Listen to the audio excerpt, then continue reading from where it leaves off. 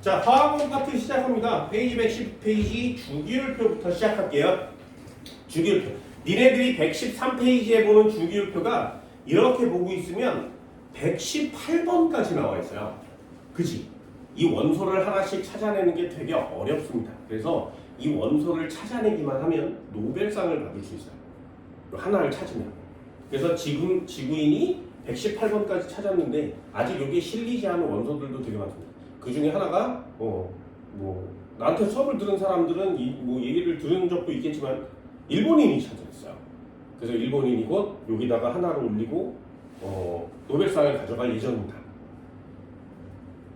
우리나라도 좀 찾으면 좋겠는데 니네들도 한번 볼까요? 이것도 간단하게 그냥 한번 볼게요. 주기율표가 이렇게 테이블처럼 생겼어요. 이거 굉장히 중요한 내용입니다. 반드시 꼭 이 사진 그대로 좀 외워주세요. 그러면 거기 한번 볼게요. 노란색이 맞니? 파란색이 맞니? 노란색이 맞지, 그치? 거기에 나와 있는 노란색들이 전부 다 금속이에요. 노란색은 모두 다 금속입니다. 되니? 우리가 얘기하는 전기가 잘 통해요, 뭐 이런 내용, 열과 전기 전도성이 좋아요, 잘 늘어나요, 뭐 이런 내용들이 다 여기에 해당되는 내용이에요. 그리고 나머지 파란색이 있는데 파란색은 비금속입니다. 어때요? 자연계에 비금속이 그렇게 많지는 않지. 니네들이 배워야 되는 20번까지 중에 비금속이 꽤나 많이 포함되어 있거든요. 그리고 20번이 지나고 나면 비금속이 거의 없죠. 그래서 비금속의 비중이 20번까지는 높아요. 그 내용을 배우게 되는 겁니다. 그리고 이 많은 금속들 중에 거의 대부분은 다 배우지 않습니다. 그리고 초록색 부분이 있어요. 초록색 부분을 우린 뭐라고 하냐면 준금속이라고 해요. 비금속과 금속 사이에 있는 주금속. 자, 니네들도 한번 얘기해볼까? 물리도 있지. 앞으로 선행할 거니까 이런 것도 상식으로 해드릴게요. 금속은 전기가 잘 흐르니 안 흐르니? 잘 흘러요. 그럼 비금속은 전기가 흐르겠니 안 흐르겠니? 안 흘러요. 됐나요? 그럼 준금속은 전기가 잘 흐른다는 얘기야? 안 흐른다는 얘기야? 애매하지, 그치? 그럼 니네들도 흔히 아는 단어로 얘기해줄게요. 금속은 전기가 잘 흘러. 전기가 잘 흐르는 물체를 물리에서 뭐라 그래? 도체라고 합니다. 그럼 전기가 잘 흐르지 않는 애들은 부도체, 절연체라고 해요. 그럼 전기가 흐르는 것 같기도 하고 안 흐르는 것 같기도 하는 애들을 그래서 그 반도체를 얘네들로 만드는 거예요. 이해되니? 할 수 있겠어? 주기율표를 갖고 논다는 건 과학을 통합해서 굉장히 많은 내용을 배운다는 뜻입니다. 그래서 주기율표를 잘 이해해 주시고요. 하나만 더 해볼까요? 예를 들어서 나트륨이라는 애가 있어. 자, 나트륨 NA라고 씁니다.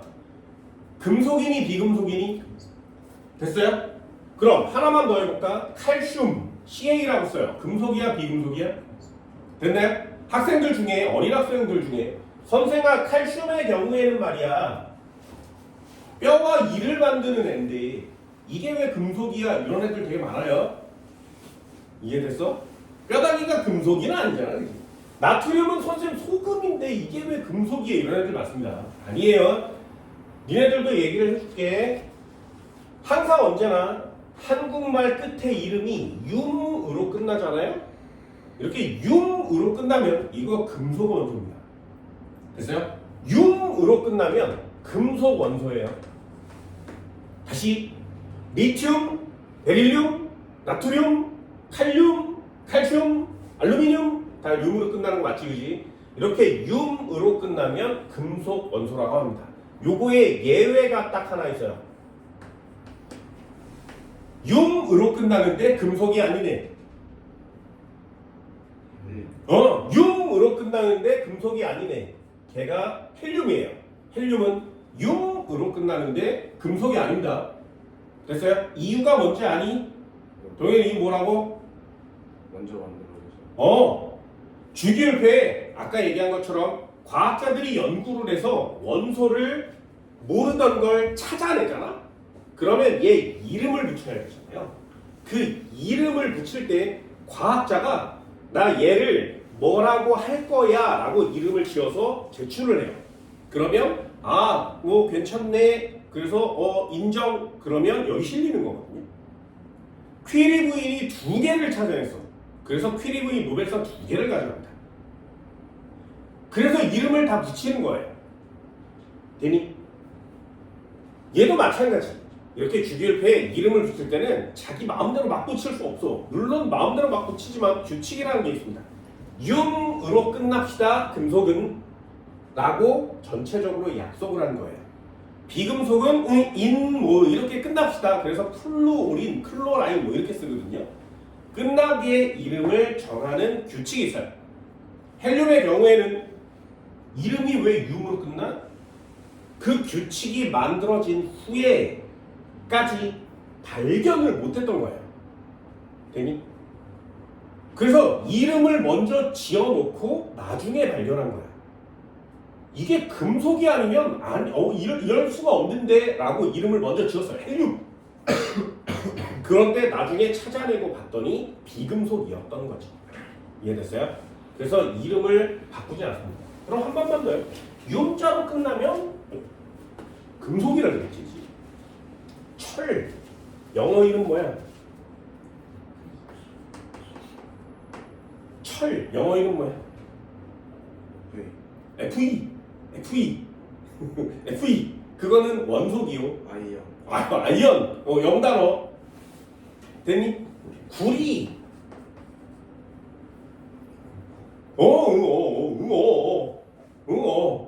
그럼 얘네들은 왜 융으로 안 끝나?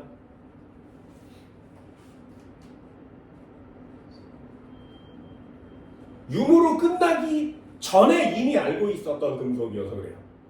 됐나요? 규칙을 정하기 전에 이미 사용하고 있었던 녀석들은 그 이름을 그대로 사용합니다. 됐나요? 주기율표에는 이렇게 뜻들이 좀 많아요. 하나만 더 해볼까요? 113페이지에 보면 주기율표 박스가 이렇게 있습니다. 거기에 모든 원소기호들이 전부 다 검정색 글씨로 써 있어요. 되니? 그 검정색 글씨 말고 빨간색 글씨로 써 있는 애가 있어. 꼭 동그라미를 치세요. 눈에 확 띄게. 빨간색 글씨로 되어 있는 애가 딱 2개예요. 보이니?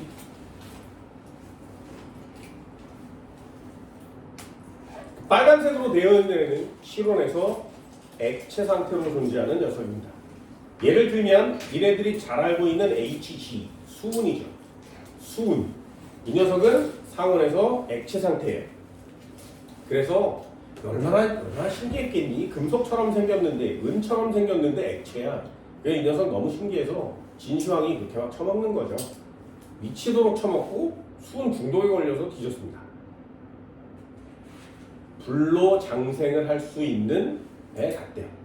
그럼 진시황이 먹을 정도면 수은이 발견된 지 되게 오래됐다는 얘기죠. 그지? 중국이란 나라가 차이나라를 이름을 쓸 수 있게 된 게 진나라가 통합돼서 그렇군요. 그럼 굉장히 오래됐다는 거죠. 한 2000년은 됐습니다. 잘 보세요. 그럼 수은이 일반인한테 이렇게 나온 지 한 2000년이 됐다고 해봅시다. 그럼 그 2000년 동안 수은을 연구한 과학자가 지도록 많겠지. 그죠?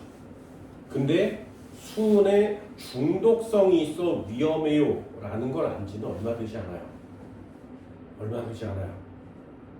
그래서 니네들 아마 할머니 세대쯤 되면 치아에 아말감이라는 치료를 받을 때가 있어요. 지금은 하지 않습니다. 아말감이 뭐냐면 니네 충치가 생기면 거기를 이렇게 빵꾸를 내요. 그런 다음에 충전재를 여기다 넣어서 메꿔야 돼. 이걸 메꾸지 않으면 충치균이 치아의 속을 다 파먹어요. 겉은 너무 딱딱해서 충치균이 여기 잘 먹지 못합니다. 근데 야 너 충치 있어? 아 해봐 여기 충치가 있어. 그 얘기는 뭐냐면 이 속이 다 썩어서 밖으로 살짝 드러난 거예요. 그러니 충치 치료가 요만한 건데 왜 이렇게 치료를 열심히 받아야 돼? 속이 다 썩었으니까. 그럼 그 녀석의 충치균이 들어있는 곳을 빵꾸를 내서 이 속을 빈 공간으로 만든 다음에 여기에다 충전해서 뭘 채워 넣는 제품이 있었어요. 그 제품을 아말감이라고 합니다. 그 아말감의 재료가 수은이에요. 왜? 금속인데 액체 상태니까 다루기가 편했던 거죠. 그래서 치아의 충전 재료로 수은을 굉장히 많이 사용했어요. 싸요. 그랬더니 나중에 세월이 지난 후에 사람들이 이상한 병에 걸리는 거야. 다 비슷비슷한 병에 걸려요. 그래서 이 새끼들 뭐야 왜 이래 하고 조사해봤더니 결국에 모든 사람들의 공통점, 전 세계 사람들의 공통점이 다 아말감 치료를 받았어요. 그래서 지금은 아말감 치료가 전 세계적으로 금지가 되어 있습니다. 그만큼 위험합니다. 이 수은이 얼마나 위험하냐면 니네 연어 먹어.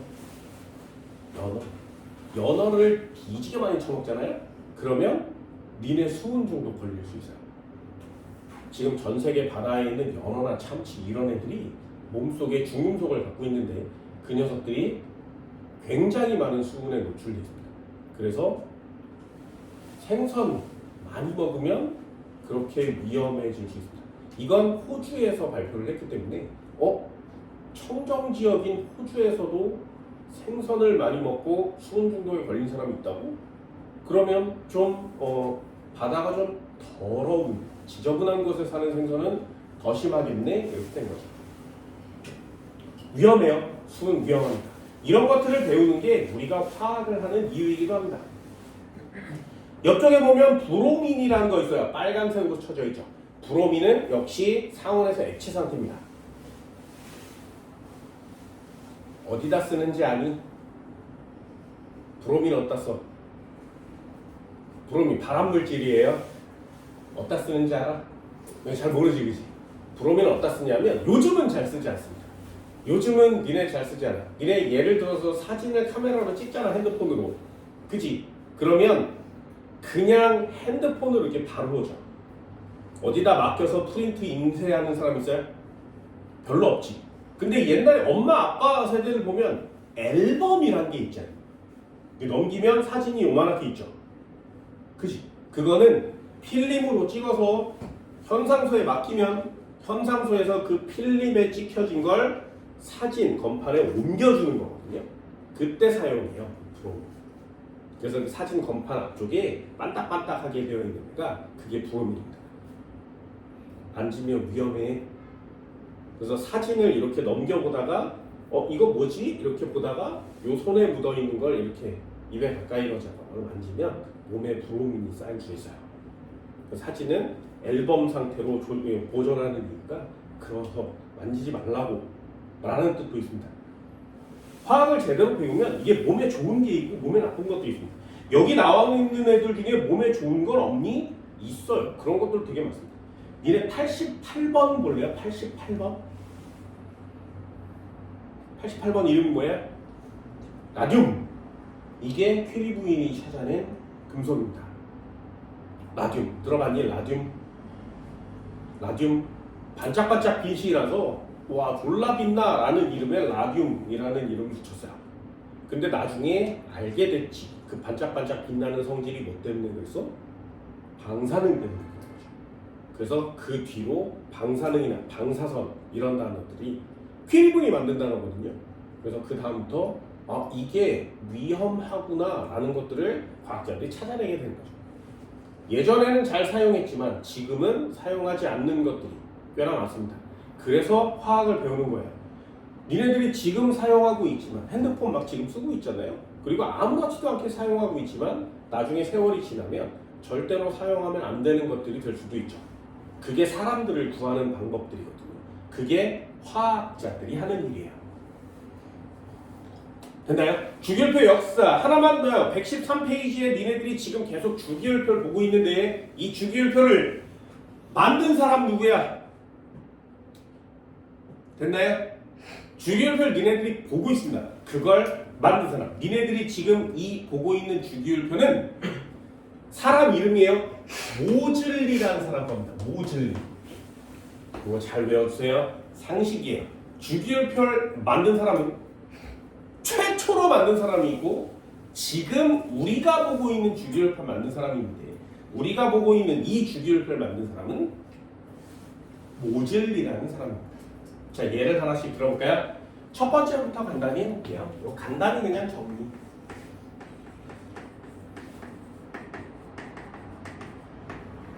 주기율표. 화학을 연구하는 사람들이 연금술에 대한 내용이 굉장히 화학을 발전시켰거든요. 그러다 보니 정리할 필요가 있었던 거예요. 성질이 비슷한 금속들이 되게 많았던 거죠. 비금속도 마찬가지예요. 그런 애들을 표로 만들어서 정리를 해보자. 이게 이과생들의 목표였어요. 그래서 여기에 나오는 사람들이 원소를 성분별로 하나씩 배치하면 보기 편하지 않을까 해서 테이블을 만들었습니다. 첫 번째 한번 볼까요? 주기율표의 역사. 라부아지에라는 사람이 원소를 분류하기 시작합니다. 기체, 비금속, 금속, 산화물. 이건 굉장히 오래돼서 주기율표의 역사에 잘 넣지 않습니다. 2번부터 시작할게요. 주기율표의 역사라는 애가 있는데 1번. 이놈의 역사는 어떻게 시작되냐면 뎨베라이너부터 시작합니다.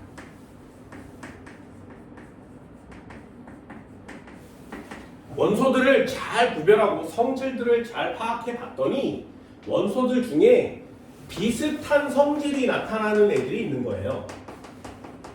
비슷한 성질이 나타나는 애들을 세로줄로 배열합니다. 이렇게 세로줄로 배열해요. 이게 굉장히 중요한 개념이에요. 그래서 뎨베라이너를 왜 처음에 배우냐면 원소를 비슷한 성질로 모아서 세로줄로 배열한 최초의 사람이기 때문에 그래요. 되게 신기하지 않니? 이 사람이 가로줄로 배열해도 되는데 이 세로줄로 배열한 게 신의 한 수였습니다. 지금도 현대의 주기율표도 세로줄로 되어 있는 이렇게 있는 애들은 성질이 비슷해요. 리튬, 나트륨, 칼륨 성질이 비슷한 성질을 갖고 있습니다. 그렇게 배열하기 시작한 애가 여기서부터예요. 어떻게 배열하게 되냐면 얘는 알아, A는 알아, C는 알아. 그러면 이렇게 성질이 비슷한 애를 세 쌍으로 묶습니다. 그래서 이걸 세쌍 원소설이라고 합니다. 뎨베라이너는 세쌍 원소설을 주장해요. 그래서 예를 들어서 이 녀석의 몸무게가 10이야. 근데 C의 몸무게가 14야. 그럼 세쌍 원소설상 얘네들의 관계가 비슷비슷할 거란 말이죠. 그럼 얘는 10이야, 얘는 14야. 그럼 얘는 몸무게가 얼마겠니? 라고 예측할 수 있어요. 네, 그럼 얘는 한 12 정도 되지 않겠니? 라는 걸 예측하고 요 몸무게 12짜리를 막 찾기 시작해요. 그래서 몸무게 12짜리가 딱 나오면 이 새끼 성질이 어떻게 생겼지? 성질을 판별했는데 얘네들이랑 비슷해. 그럼 여기다가 넣는 거예요. 됐나요? 그럼 여기에도 뭔가가 있을 수 있지. 얼마짜리가? 10, 12, 14니까 요거 두 개의 평균값이 얘일 수 있지. 그치? 그러니 이 녀석은 16 정도 될 수 있겠네? 그래서 막 찾는 거예요. 그럼 찾기가 좀 더 쉬워지겠죠. 막 찾아. 그래서 성질을 비교했는데 비슷해. 여기다가 이렇게 넣을 수 있게 테이블로 만들기 시작한 거예요. 이걸 세쌍 원소설이라고 합니다. 그러니 얘는 되게 중요한 단어가 있는데 세쌍으로 묶는 거죠.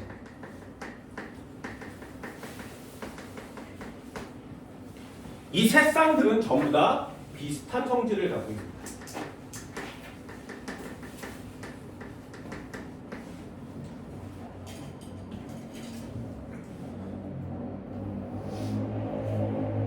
되니? 그래서 이 비슷한 성질의 세쌍을 평균값으로 내잖아.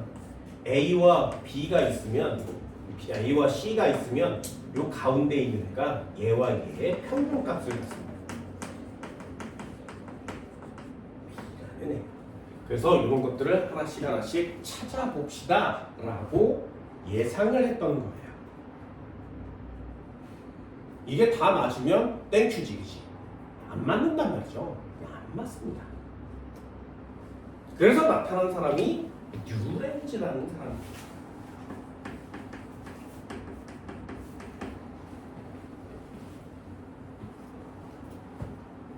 여기는 I라고 써있는 책도 있습니다. 뉴렌즈. 이렇게 쓰면 I도 맞고 I도 맞지, 그치? 이렇게 쓰는 거야. 니네들 나중에 서술형 나오면 저렇게 쓰세요. I도 맞고 어이도 많아. 니네 돌멩이야. 돌멩이. 이거 얘기 많이 해줘요. 돌멩이. 돌멩이. 어떤 게 맞아? 첫 번째. 어떤 게 맞아? 아래 게 정답이에요. 이해됐니? 그럼 서술형 나오면 네가 다 틀렸다는 얘기지, 그지? 그럼 이거 맞출 수 있는 방법이 뭐라고? 서술형에 나오면 애매하잖아? 그럼 이렇게 쓰는 거야. 됐어? 뭐 의도 갖고 아이도 가질 수 있지. 마찬가지야. 여기 쓰는 거야 그냥. 류렌즈. 이 사람은 뭘 주장하냐면 옥타브설을 주장한다. 주기율표의 원소들을 좀 많이 찾아가다 보니 비슷한 성질을 세로줄로 이렇게 묶어서 이렇게 찾아가다 보니 가로줄이 7개가 된 후에 하나, 둘, 셋, 넷, 다섯, 여섯, 7개가 된 후에 여기에 있는 무언가를 찾아야 되는데 이 녀석의 성질이 얘랑 비슷하더란 말이죠. 됐나요? 그리고 여기서부터 또 찾아갔더니 이렇게 온 다음에 7개가 반복된 후에 다시 비슷한 성질이 오는 거예요. 이쪽으로 7개가 지난 후에 도, 레, 미, 파, 솔, 라, 시, 도, 레 그리고 도가 돼야 되는데 이 도를 여기다 쓴 거지. 그래서 이게 하나의 옥타브처럼 움직이는구나 라는 주기성을 찾아낸 거예요. 됐나요? 그래서 배열을 이렇게 하면 되겠네. 그럼 비슷한 성질이 맞는 애들은 세로줄로 배열될 테고 이렇게 쓰면 7번째마다 반복되겠네 라고 쓴 걸 옥타브설이라고 하는 겁니다. 됐나요? 중요한 내용은 이걸 어떻게 배열하는 거야? 원자량 순서대로 배열을 해봤더니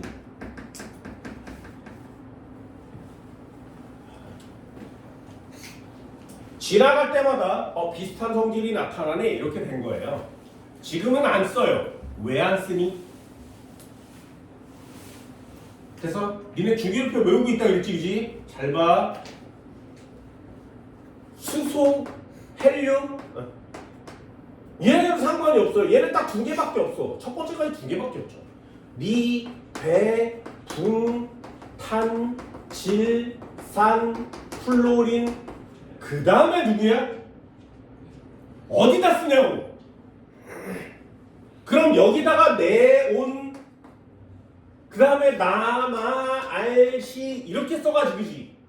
니네들이 1번부터 20번까지 순서대로 이렇게 외운다면 주기율표의 모든 내용을 통합할 수 없습니다. 왜냐하면 지워볼게요. 리튬이 여기 있어. 그럼 리튬 밑에는 반드시 누굴 써야 된다고? 나트륨을 써야 돼요. 왜? 얘랑은 성질이 비슷하니까. 그럼 나트륨 밑에는 누굴 써야 돼? 칼륨을 써야 돼. 왜? 얘랑 얘는 성질이 비슷하니까. 그럼 순서대로 해볼까요? 리, 배, 붕, 탄, 질, 산, 플로린. 여기다 네온 안 쓰고 나트륨 쓰지. 그럼 네온은 어디다 써야 돼? 이 끝에다 써야 된단 말이죠. 이해됐나요? 나트륨을 여기다 쓰고요. 마, 알, 시, 푸, 스, 클, 아르곤을 여기다 쓰면 안 되지. 아르곤 여기다 써야 되지. 이렇게 가로줄과 세로줄이 우리의 규격에 맞게 딱 지금 정해져 있단 말이죠. 그럼 지금 잘 보세요. 가로줄에 하나, 둘, 셋, 넷, 다섯, 여섯, 일곱, 8개 맞지? 그런데 저 옥타브설은 도에서 시작하면 시로 끝난 다음에 도를 여기다 다시 썼어요. 이해됐어? 그럼 왜 저 때는 그게 맞는 것처럼 보였는데 지금은 안 맞아? 저 당시에는 비활성 기체 18쪽이 누군지 몰랐어요. 누군지 몰랐어. 헬륨 아까 얘기했죠. 이름을 짓고 난 이후에도 규칙을 만들었는 이후에도 찾아낼 수가 없다 그랬지. 그래서 발견할 수가 없었어. 누구를? 이 맨 끝에 있는 애. 그 맨 끝에 있는 애들이 누구야? 18족 원소입니다. 18족 원소. 우리 이 녀석을 뭐라고 하냐면 비활성 기체라고 해요. 18족 원소와 비활성 기체는 발견이 될 수가 없었던 거죠. 그래서 주기율표상에 표시할 수 있는 공간이 없었던 거예요.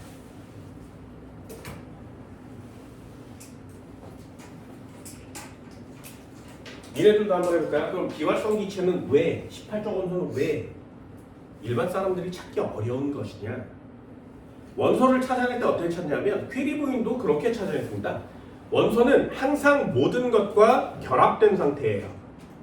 그 결합된 상태에서 얘네들을 무슨 방법을 쓰든 하나를 이렇게 꺼내는 거예요. 어떤 방법을 써서라도 이쪽에서 원소 하나를 꺼내서 얘야 라고 얘기를 해야 돼요. 그러니 결합된 상태에서 꺼내는 거죠. 예를 들면 철광석이라는 돌멩이에서 철만 꺼내서 사용하는 거지. 되니? 무슨 화합물에서 하나의 원소만 꺼내는 게 매우 어렵습니다. 예를 하나 들어볼까요? 이런 얘기도 난 되게 많이 해요. 철이 부식됐지? 그럼 철을 사용할 수 없어요. 철이 부식되면 그 철은 사용할 수 없습니다. 철이 부식되면 전기도 통하지 않아요. 성질이 완전 변하거든요. 그리고 힘도 약해져요. 그래서 철로 구조물을 만들었는데 부식이 돼버리면 힘이 약해져서 무너져요. 지구에서 철로 만든 것 중에 가장 무거운 애가 누구야? 에펠탑이요. 에펠탑 철로 만들었어요. 에펠탑 무슨 색? 갈색. 철이 부식되면 무슨 색? 주황색, 갈색. 그래서 에펠탑이 만들어진 다음에 에펠이 만들고 나서 엑스포가 끝나면 철거하기로 했거든요. 그래서 철로 만들었어요. 튼튼하게, 볼락하게. 녹이 쓰는 거야. 그래서 어떻게 해? 매마다 페인트를 칠해요. 에펠탑 페인트 칠하는데 얼마 든다고? 근데 에펠탑 페인트 칠하는데 얼마 드는지 알아? 1년에 3조. 페인트 칠면 3조 들어요. 비싸지? 그럼 그거보다 좀 싼 거, 한 2조 정도 드는 애가 누구야? 걔도 녹이 많이 쓸어서 페인트 칠을 매년마다 해야 돼요. 걔가 자유의 여신상이에요. 되니? 그럼 걔네들이 부식이 뭐냐면 금속이 있었는데 산소가 달라붙으면 부식이에요. 그럼 반대로 산소만 떼내면 원래 상태로 되돌아가겠죠. 그럼 산소만 떼내면 철이 부식되지 않아요. 그래서 내가 화학하는 애들한테 얘기해. 야, 니네 철을 부식된 상태에 있는 철을 다시 원래 상태로 만드는 기술을 찾잖아? 그럼 프랑스에서 니네 3조 줄 수 있어. 1년에 한 번씩. 미국에서 2조 줄 수 있어요. 1년에 한 번씩. 그래서 그 기술만 찾아내면 그냥 가만히 앉아있으면 돈을 막 벌 수 있어. 근데 화학자들이 왜 안 하는 거야? 못 하는 거야. 안 하는 게 아니라 못 하는 겁니다. 아직 그런 기술이 별로 없는 거죠. 지금 화학자들이 하고 싶은 게 딱 두 가지예요. 그거. 금속을 부식시키지 않게 하는 방법. 두 번째가 뭔지 아니? 두 번째가 뭐냐면 화학자들이 하는 두 번째가 해수를 담수로 만드는 거야. 그래서 이 두 가지를 누군가가 성공해내잖아? 그럼 노벨상을 동시에 두 개를 받을 수 있습니다. 18조 원소는 그만큼 찾기 어려워. 왜? 결합된 상태로 이렇게 있다가 그 중에 하나를 꺼내는 게 화학이라면 이 비활성 기체는 누구와도 결합하지 않아요. 그 어떤 물질과도 결합하지 않습니다. 그래서 그냥 기체 상태로 존재해요. 여기에 이렇게 있다가 헬륨 이렇게 찾는 거예요. 여기 있다가 얘 갖고 와 아르곤 이렇게 찾아야 돼요. 그게 너무 어렵단 말이죠. 뭉쳐서 있는 덩어리 중에 뭐를 꺼내는 게 그것도 어렵지만 그냥 이런 데서 이렇게 찾아내는 것보다는 쉬워서 그렇습니다. 한 번만 더요. 꼭 알아두세요. 시험에 진짜 많이 나오는 녀석입니다. 18조 원소 비활성 기체는 찾아내기가 너무 어렵습니다. 그래서 최신에 와서야 찾아내지게 된 거예요.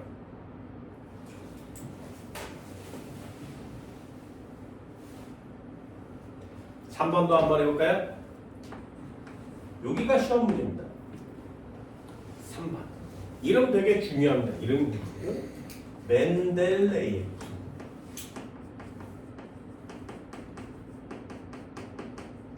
멘델레예프.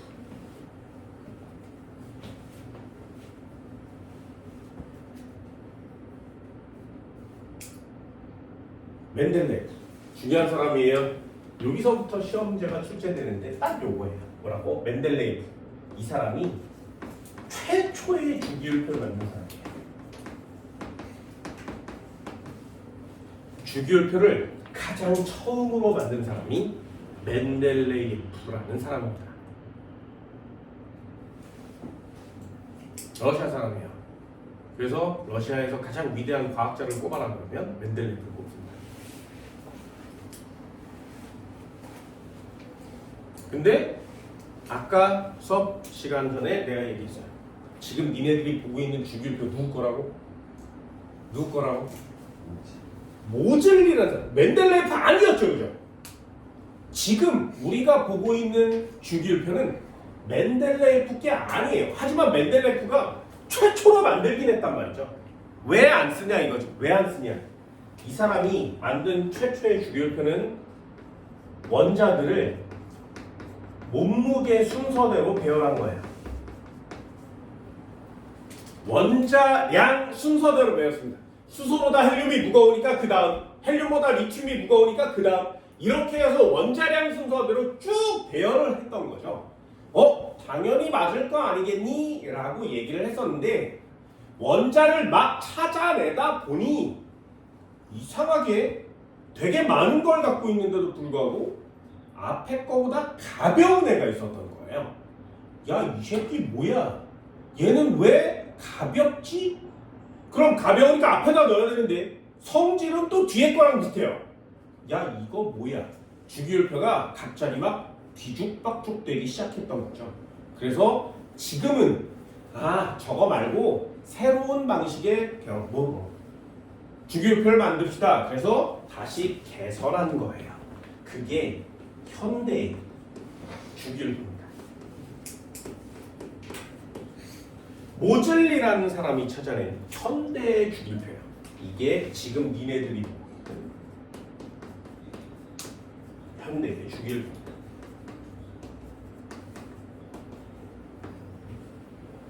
선재야, 그럼 얘는 몸무게 순서대로 배열하지 않고 무슨 순서대로 배열을 한 거니? 라고 물어보면 굉장히 중요한 단어예요. 얘는 양성자의 숫자로 배열합시다. 이렇게 정합니다. 양성자의 개수대로 배열합시다. 이게 모즐리의 주기율표입니다. 양성자의 개수가 뭔데? 이걸 이퀄 치고 원자 번호로 정의하는 거예요. 자, 수소는 원자 번호가 1번이에요. 왜? 라고 물어보면 양성자가 하나니까요. 됐나요? 헬륨은 2번이에요. 왜? 양성자가 2개니까요. 됐어요? 칼슘은 20번입니다. 왜요? 양성자가 20개니까요. 됐니? 지금 배우고 있는 건 원자 번호 순서대로 되어 있는 모즐리의 주기율표를 여러분들이 배워가고 있는 거죠.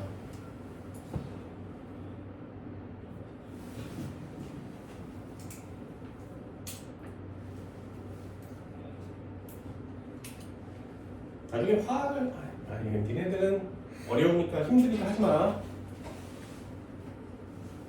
피리부인도 이걸 찾아내고 방사능에 오염돼서 힘들게 죽었습니다. 여러분들은 하지 마세요. 지금 찾아내고 있는 원소들 중에 꽤나 많습니다. 방사능을 뿜는 애들이. 원소가 안정해지려면 자기에서 뭔가를 버려야 되거든요. 그때 버릴 때 나오는 게 방사능이에요.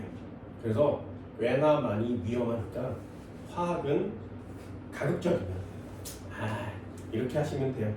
다른 사람들이 하기 나쁩니다. 얘네도 한번 찾아볼까요? 참고 삼아 32번 32번 이게 한번 찾아보세요. 주기율표 보는 습관들도 한번 길러봅니다. 32번 누구니? 저만. 자, 질문이요. 어느 나라에서 찾아냈을 것 같나요? 이해됐어요? 한 번만 더 해볼까요? 87번이요.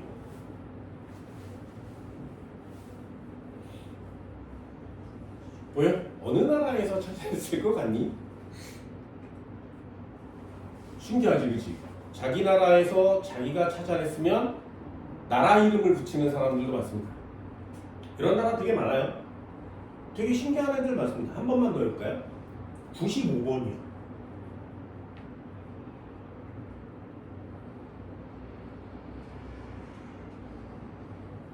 찾았어? 어느 나라에서 찾아냈을 것 같니? 눈에 보이지, 그치? 한 번만 더 해볼까? 그 옆에 보면 버클륨이라는 애도 있고요. 그 옆에 보면 캘리포니움도 있고요. 그 옆에 보면 아인슈타인 뭐 이렇게 써 있는 애도 있어. 그 옆에 보면 페르뮴 뭐 이런 애들도 있지. 과학자들 이름이에요. 그리고 도시 이름이죠. 학교 이름이에요.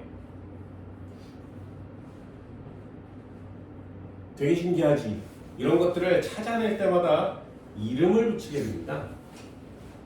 우리나라에서도 찾아내면 코리아늄 뭐 이렇게 이름을 붙일 수가 있겠죠.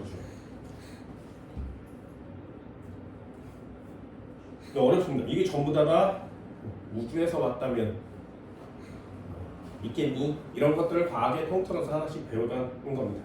그럼 이게 다야 더 있을 수도 있겠네? 그러면서 찾아내는 거죠. 그게 화학이라는 겁니다. 모르는 걸 찾아내는 거. 자, 첫 번째요. 주기율표는 역사에 대한 내용은 꼭 한번 보세요. 최초로 찾아낸 사람 누구야? 맨델레이. 왜 안 써? 원자량 순서대로 배열하다 보니 모순된 애가 나타났으니까. 지금 쓰고 있는 주기율표는 누구 거라고? 모즐리. 이 사람 대단하겠죠, 그죠? 왜? 원자 번호 순서대로 배열한 거야. 그럼 과학이 되게 많이 발달했다는 얘기죠. 눈에도 보이지 않는 양성자의 개수를 원소마다 찾을 수 있게 된 거지. 과학이 점점점 발달하면 이게 또 다른 내용으로 변질될 수도 있습니다. 지금 주기율표가 테이블로 만들기엔 너무 이상한 모양을 갖고 있거든요. 딱 떨어지지가 않아요. 맨 아래 두 줄은 위에서 떼낸 거예요. 됐나요? 어디 있는 거냐면 57번부터 71번은 란타놈족이라 그래서 6번째 칸 3번째에 원래 들어있어야 돼요. 됐니? 그럼 얘를 여기다 끼겨 넣으면 6번째 칸은 좀 더 길어지겠지. 그리고 7번째 칸, 3번째 칸도 마지막 칸을 끼워 넣는 거야. 그러면 또 길어지겠죠. 그죠? 이 테이블이 깔끔하게 딱 네모 박스로 떨어지는 게 아니라 굉장히 이상한 테이블을 갖게 됩니다. 그럼 누군가가 나타나서 또 다른 테이블을 제시하면 그때 가면 또 배우겠지만 니네들이 대학교 갈 때까지, 대학교 졸업할 때까지는 아마 바뀌지 않을 겁니다. 되니? 그래서 주기율표를 갖고 놀라고 얘기하는 거예요. 한 번만 더 해볼까요? 두 번째. 네, 중요합니다.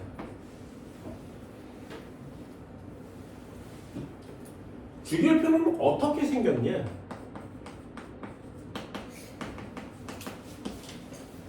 표니까 가로줄과 세로줄이 있습니다. 첫 번째. 가로줄이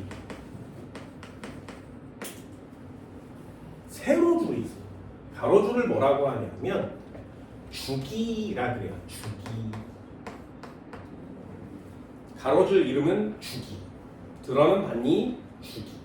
가로줄 이름은 주기. 그래서 1주기에 해당하는 애들을 수소와 헬륨이라고 하는 거고요. 이 주기에 있는 애들은 여기 가로줄에 이렇게 미배붕, 탄질산, 불 이렇게 쓰는 거예요. 그리고 3주기에 있는 애들은 나트륨부터 시작하는 나마, 알시, 복수 이렇게 쓰는 거고요. 4주기에 딱 2개를 배웁니다. 칼륨, 칼슘. 여기까지가 딱 20개예요.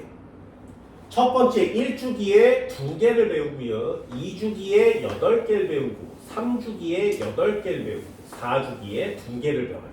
그래서 총 20개의 원소를 배우게 됩니다. 118개 중에 20개만 배운다면 너무 쉬운 거 아니야?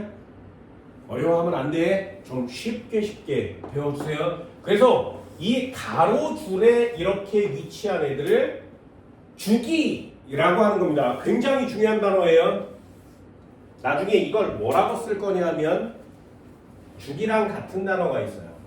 이걸 뭐라고 쓰는 거냐면 전자 껍질수라고 씁니다.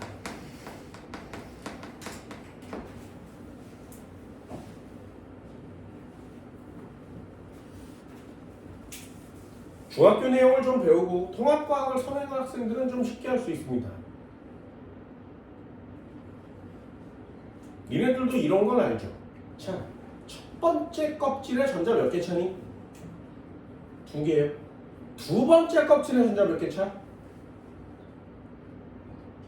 세 번째 껍질에 몇 개 차?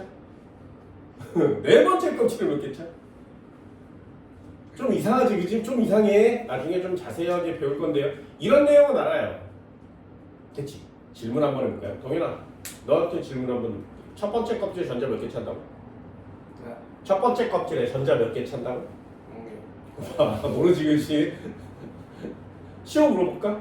두 번째 껍질에 전자가 최대 몇 개 찰 수 있어? 왜요?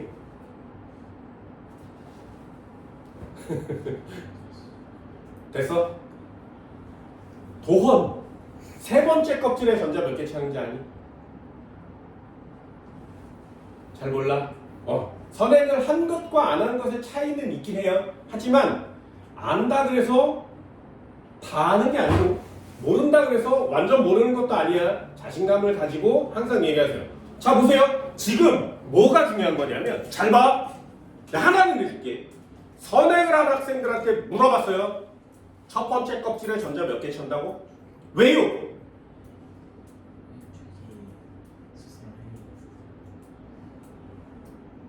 잘 모르죠. 정답이 아니에요. 됐나요? 선행을 안 했어. 그럼 첫 번째 껍질에 전자 몇 개 찬다고? 잘 모르겠지, 그지? 왜요는 당연히 모르겠죠. 잘 보세요.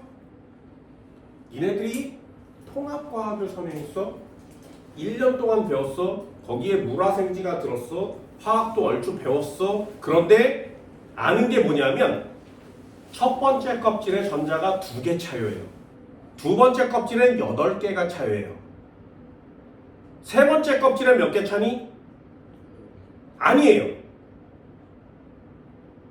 네 번째 껍질에 전자 몇 개 차? 봐요. 선행을 했는데 1년치를 다 배웠는데도 불구하고 아는 게 딱 하나지. 첫 번째 껍질에 전자가 2개 차요. 두 번째 껍질에 8개가 차요. 그럼 1년 동안 선행을 한 애와 1년 동안 선행을 하지 않는 애의 차이가 첫 번째에 2개 차요, 두 번째에 10개 차요. 그 딱 한 줄이라면 나는 1년을 투자해서 배운 보람이 없을 거라고 생각해요. 왜? 우리가 앞으로 지금 배워야 하는 건 내가 니네들한테 가르쳐주고 싶은 건 딱 하나야. 첫 번째 껍질에 2개 차요가 중요한 게 아니라 거기엔 왜 전자가 2개밖에 못 차니가 중요한 거거든요. 이해됐어요? 두 번째 껍질엔 전자가 8개가 차요. 그런데 왜 8개가 차는지를 모르면 그건 선행을 한 애와 안 한 애가 차이가 없다는 얘기지. 그지? 우리가 배워야 되는 건 왜 두 번째 껍질에 8개가 차요거든요. 내가 니네들한테 알려주고 싶은 것도 이렇습니다. 봐요. 니네들이 누구한테 선행을 했는지는 잘 모르겠지만 화학은 암기 과목이 아니에요. 1번에 2개 차요. 2번에 8개 차요. 1번부터 20번까지 외우세요. 이런 암기 과목이 아니다. 내가 중요하게 여기는 건 하나예요. 도대체 왜요? 됐나요? 그 왜요를 배우세요. 그게 과학인 거예요. 됐어? 얘네들도 마찬가지. 맨날레프 왜 안 쓴다고? 이거예요. 주기율은 왜 쓴다고? 모질리건 왜 쓴다고? 이거예요. 마찬가지. 가로줄이 이렇게 있는데 가로줄이 이렇게 의미하는 바가 뭐지? 주기율. 그게 무슨 뜻이냐고. 아, 껍질의 개수구나 라는 걸 알아두시면 됩니다. 예를 들면 수소라는 애는 전자가 빙글빙글 돌고 있는데 전자가 존재하는 껍데기가 몇 개 있는 거야? 하나야. 헬륨이라는 애는 전자가 존재하는데 이 바깥에 전자가 존재하는 껍데기가 몇 개 있다는 얘기라고? 하나야. 됐어요? 그럼 이 주기에 있는 애는 껍데기를 몇 개를 가져야 돼? 8개, 2개를 가져야 되는 거죠. 됐나요? 그래서 리튬을 그릴 때도 껍데기를 2개 그리고 시작하고요. 베릴륨을 그려도 껍데기를 2개 그리고 시작합니다. 됐니? 그럼 나트륨부터 시작하는 3주기는 껍데기가 몇 개 있어야 돼? 3개는 있어야 된단 말이죠. 하나, 둘, 3개요.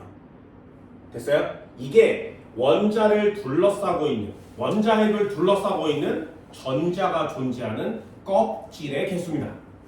그러니 나트륨, 그 다음에 마그네슘 이렇게 그리면 얘도 껍데기를 3개 그리고 시작한단 말이죠.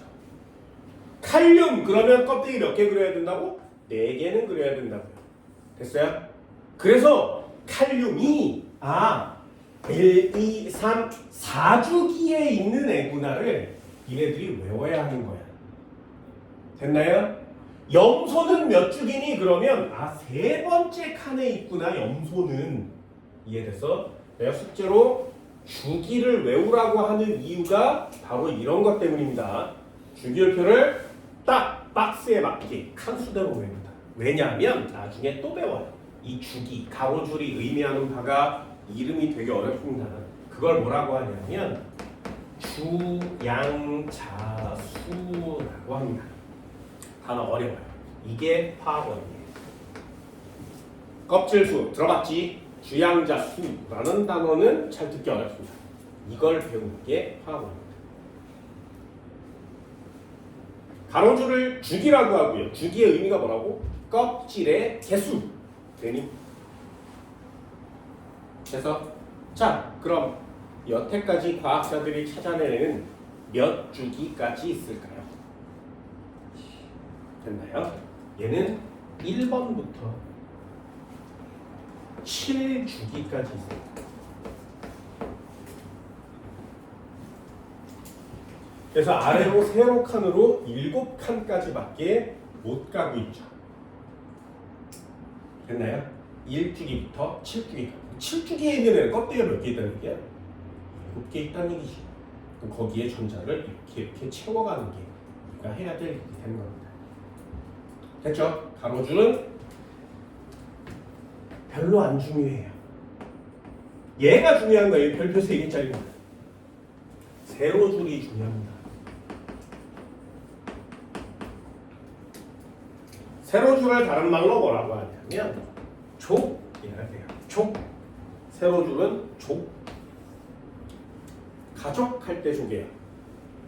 같은 족 할 때 족입니다.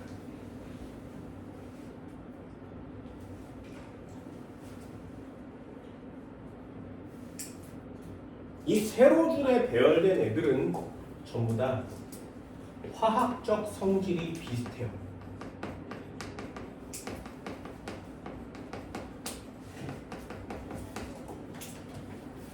그래서 리튬, 나트륨, 칼륨 이렇게 세로줄에 있는 애들은 성질이 비슷합니다. 아까 얘기한 것처럼 세로줄로 배열한 거 성질이 비슷하게 세로줄로 이렇게 배열했다 그랬지, 그치? 주기율표의 가장 중요한 점이거든요. 세로줄에 있는 애들은 성질이 비슷해요.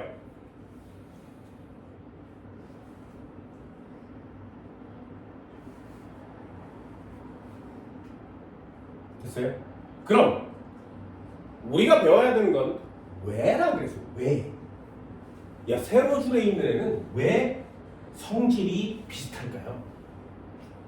됐어요? 이 세로줄에 있는 애들을 뭐라고 얘기하냐면 이걸 뭐라고 쓰는 거냐면 원자가 전자수라고 합니다. 원자가 전자수.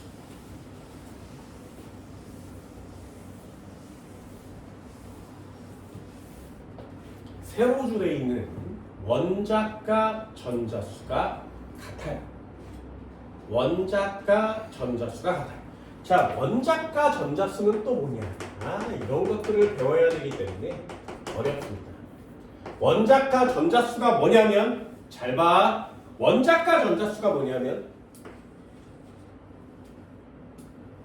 전자 껍질에 맨 바깥쪽에 있는 건데 거기에 존재하는 전자의 개수를 얘기합니다.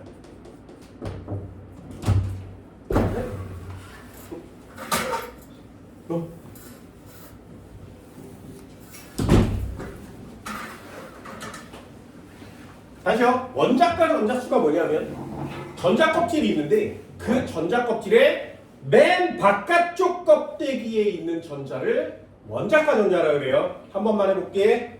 수소는 껍데기가 몇 개 있어야 된다고? 1쭉이니까 하나요. 됐나요? 수소는 원자 번호가 몇 번이라고? 1번이요. 그럼 왜 1번이라고? 양성자 수가 하나니까요. 양성자 수와 전자의 개수는 같아요. 되니? 그럼 수소의 전자의 개수는 몇 개야? 하나야. 됐어? 그럼 잘 봐. 껍데기 몇 개니? 하나요. 몇 주기? 1주기. 그럼 제일 바깥쪽 껍데기가 하나밖에 없지, 그지? 거기에 전자 몇 개 있어? 하나야. 그러니 얘는 1주기 1쪽이요. 이해됐어? 그래서 칸 박스에 박스가 이렇게 있으면 1주기, 2주기, 3주기, 4주기 이렇게 쓰고 1쪽, 2쪽 이렇게 쭉 써가는데 수소는 껍데기가 하나에 전자가 하나니 1주기 1쪽 자리에다 넣읍시다. 이해됐어요? 한 번만 더 해볼게요. 그럼 리튬이라는 애는 원자 번호가 몇 번이어야 돼? 수, 헬, 리 3번 맞지 그지? 얘는 3번이어야 돼요. 되니? 그럼 얘는 3번이니까 세 번째 자리에 넣어야 되지. 아니요. 얘는 알고 봤더니 껍데기가 몇 개 있다고? 2개가 있다고. 됐어? 그리고 첫 번째 껍데기에 전자가 2개밖에 못 차니 나머지의 전자를 여기다가 채우는 거예요. 됐어? 리튬은 요 따위 모양으로 생긴 거야. 그러면 리튬은 껍데기가 몇 개 있다고? 2개예요. 그래서 2주기. 맨 바깥쪽 껍데기에 전자가 몇 개 있다고? 하나. 그럼 얘는 2주기의 1쪽이구나. 그래서 2주기의 1쪽 위치에다 리튬을 넣는 거예요. 됐나요? 할 수 있겠어? 한 번만 더 해볼게요. 그럼 마그네슘은 몇 번일까요? 또 하지, 그지? 외워야 돼, 이제. 외워야 돼. 얘는 12번이에요. 전자가 몇 개 있어야 돼? 12개. 첫 번째 껍질에 몇 개 찬다고? 2개. 두 번째 껍질에 몇 개 찬다고? 8개. 그럼 세 번째 껍질에 몇 개 차야 돼? 2개 남지, 그지? 그럼 얘요. 껍데기 수가 총 몇 개 필요해? 3개요. 그래서 세 번째 칸에 위치를 해야 되는데 맨 바깥쪽 껍데기에 몇 개 차 있다고? 2개요. 그러니 3주기의 2족 위치에다 마그네슘을 넣는 거예요. 이해돼서 왜 주기율표를 주기와 족으로 외워야 되는지 알겠니? 됐어? 이렇게 해서 세로줄과 가로줄이 합쳐져서 우리의 주기율표가 완성이 되는 겁니다. 그러니 주기와 족은 매우 중요한 거란 말이죠. 자, 상식 하나 더 해드릴까요? 세로줄은요 1부터 18쪽까지 있습니다.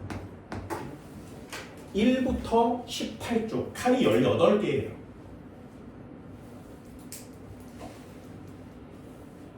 됐어요? 그런데 니네 8개밖에 안 배워.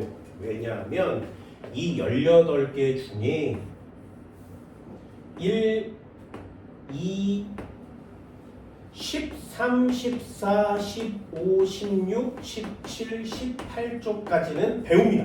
네, 배워요.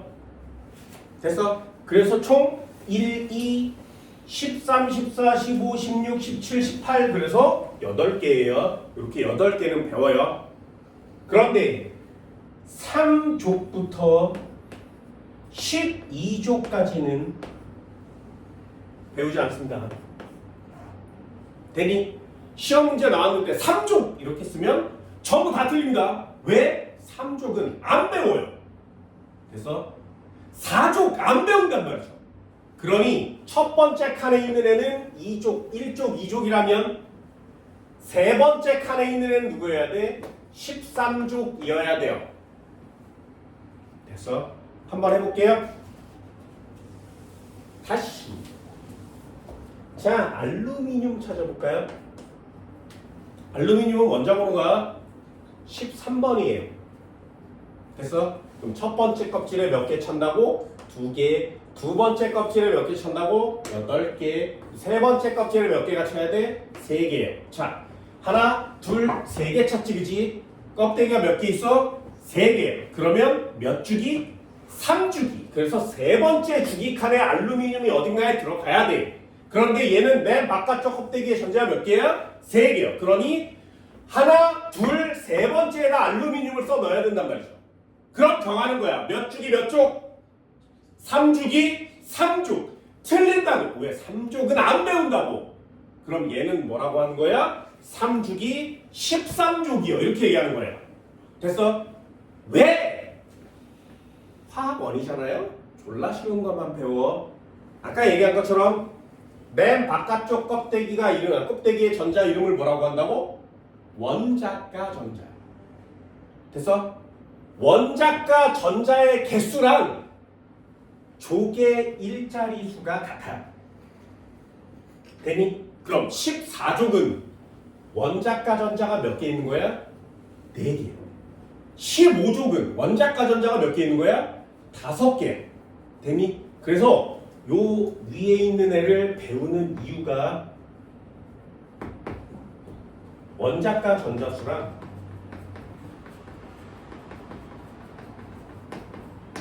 족의 일자리가 같아서 그래요.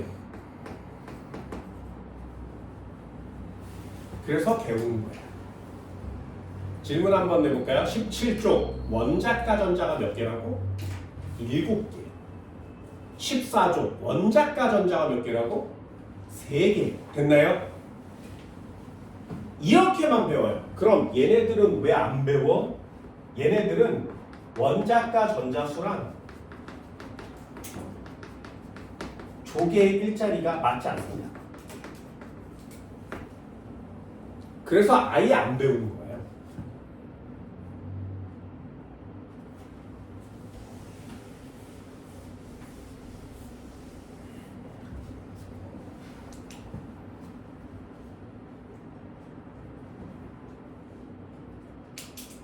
그 원소의 화학적 성질은 누구 때문에 나타난다고?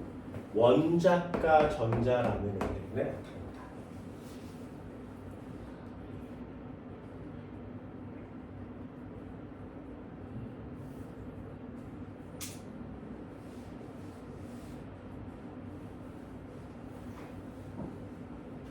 눈에도 안 보이는 애를, 이 눈에도 안 보이는 애를 찾는 거죠. 진짜 미친 짓입니다.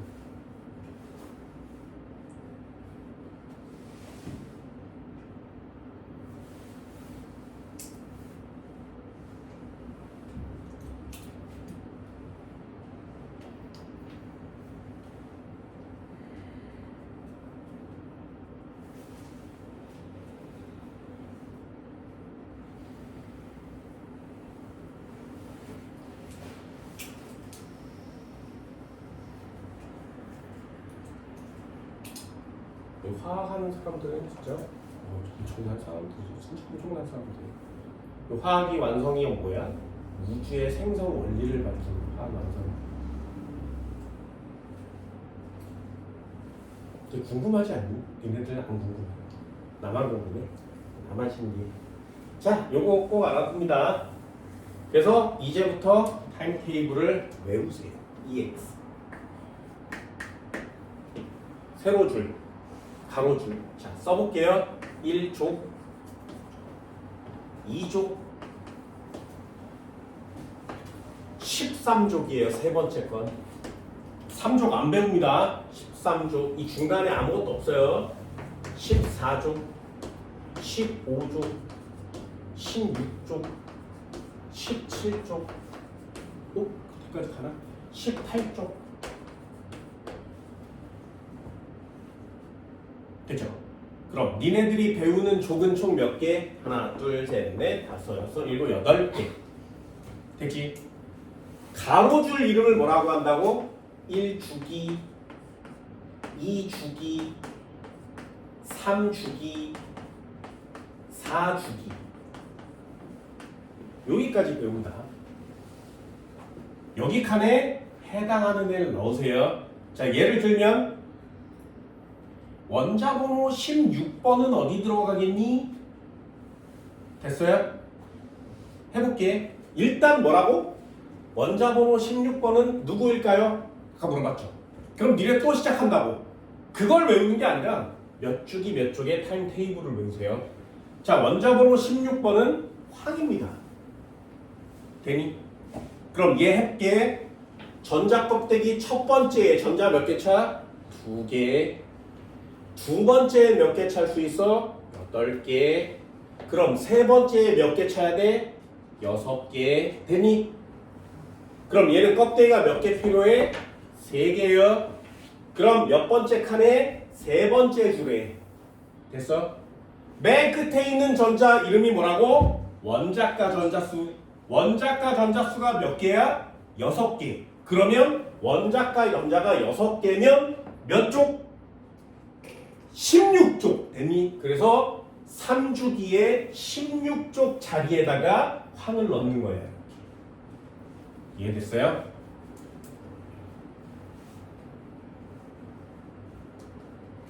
되니? 자, 그럼 순서가 정해졌죠. 헬륨, 수소는 첫 번째 껍질에 하나 차니까 1주기 1쪽. 됐어? 1주기 1쪽. 여기다가 수소를 넣는 거야. 되니? 자, 또 해볼게. 헬륨이라는 애는 원자번호가 2번이에요. 그럼 첫 번째 껍질에서 2개 차지. 그럼 얘는 1주기에 2족짜리에 넣어야 되지. 됐나요? 안 돼요. 왜? 얘는 꽉 찼지. 전자가 찰 수 있는 한 가득 차면 걔를 맨 끝에다 쓰는 거야. 이해됐어요? 그 껍데기에 전자가 가득 차면 걔는 여기다 써요. 그래서 그럼 순서대로 한 번만 더 해볼까요? 리튬은 원자번호가 3번이에요. 첫 번째 2개까지밖에 못 찬다 그랬지. 외요는 앞으로 배울 거예요. 그럼 두 번째 껍질에 하나가 차니까 얘는 몇 주기 몇 쪽? 2주기 1쪽. 2주기 1쪽에다 채웁니다. 되니? 여기까지 채워갑니다. 베릴륨, 붕소, 탄소, 질소, 산소, 플루오린, 네온. 자, 네온은 왜 어디다 써? 네온은 원자번호가 10번이거든요. 첫 번째 2개 차. 두 번째 몇 개 찬다고? 8개. 됐지? 2번 껍질에 8개가 가득 찼지. 가득 차면 맨 끝에 18쪽에 닿습니다. 그럼 여기다가도 나트륨, 마그네슘, 알루미늄, 규소, 인, 황, CL, 됐어요? 원소 기호를 쓸 때는 앞에 건 항상 대문자, 뒤에 건 항상 소문자로 씁니다. 4주기는 칼륨에 칼슘을 채우는 거죠. 이렇게. 자, 오늘 숙제를 내준다 그랬어요. 숙제 뭐라고? 원자번호 20번까지 외웁니다. 여기 적혀있죠? 니네도 앞으로 원자번호를 외울 때는 이 테이블에 맞춰서 외우세요. 부탁입니다. 그래서 내가 다음 시간에 그 다음 시간에 매번마다 질문을 할 거야. 됐니? 2주기 13조기 누구야? 2주기 13조기. 됐니? 뭐가 숙제인지 알겠어? 이해할 수 있겠어요? 꼭 외우세요. 한 번만 더 해볼까요? 2주기 16쪽이 누구야? 됐어요?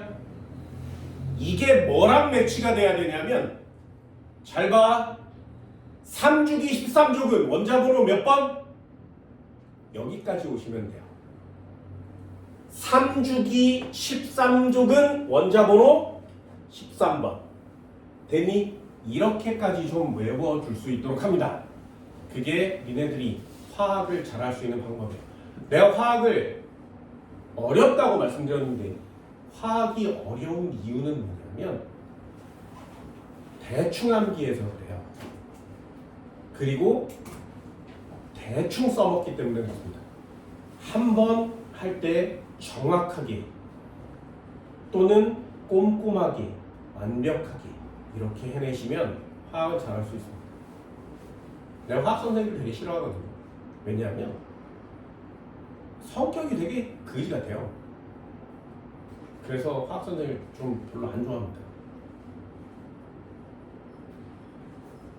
대신에 그 사람들 입장에서는 야, 이 정도는 해야 되지 않겠냐? 라는 걸 학생들한테 가르치기 때문에 화학 선생님들이 좀 성격이 좀 냉정할 수밖에 없어요. 얘네들도 할 수 있겠어요? 요렇게 꼭 외워봅니다. 되니? 자, 다시 한번 마지막 결론. 주기 무슨 뜻? 전자의 껍데기 수. 됐지?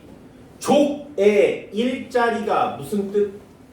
원자과 전자의 개수. 그래서 자, 마지막 질문이 헬륨 원자과 전자 몇 개? 그럼 네온은 원자과 전자 몇 개? 아르곤 원자과 전자 몇 개? 그래서 반드시 꼭 써주세요. 원자과 전자의 개수는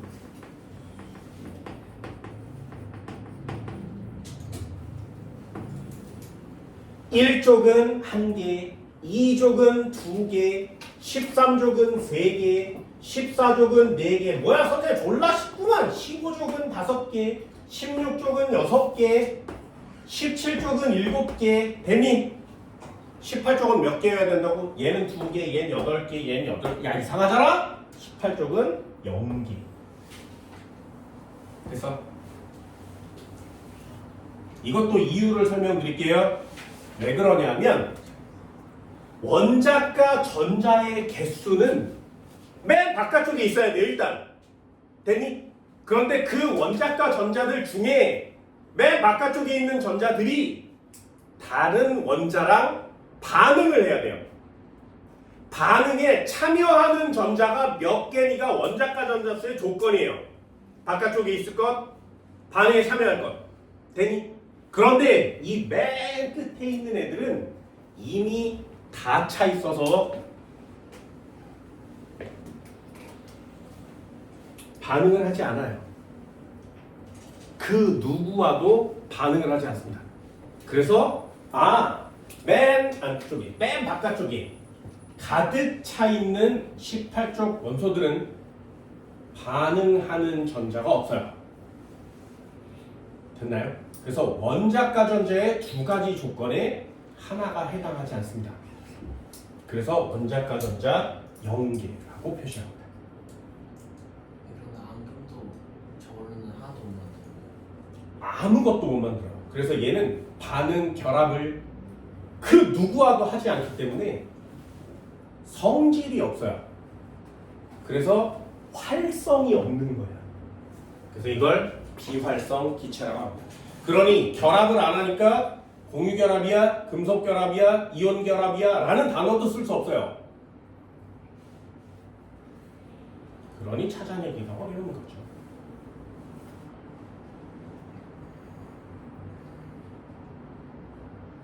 이해됐어? 테이블처럼 외워줍니다. 상식을 하나씩이요. 1쪽에 수소, 리튬, 나트륨, 칼륨 이렇게 있어요. 1쪽 애들을 이름을 뭐라고 하냐면 알칼리 금속이라고 합니다. 요 이름이에요. 1쪽을 다른 말로 알칼리 금속이라고 해요.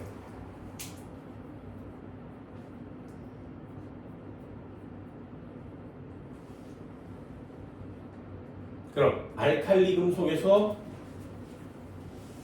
절대로 포함되면 안 되는 애.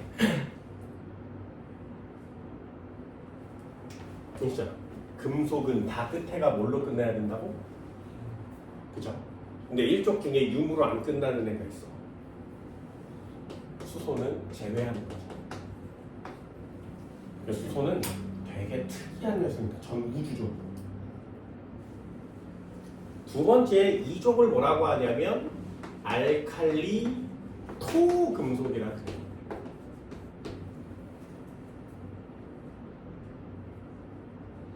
나머지들은 안 배웁니다. 그럼 17쪽 원소 이름이 있어요.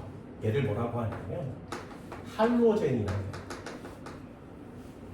들어봤어? 할로겐? 나중에 많이 들어보게 될 겁니다. 그 할로겐 또는 할로젠 얘가 17쪽이에요.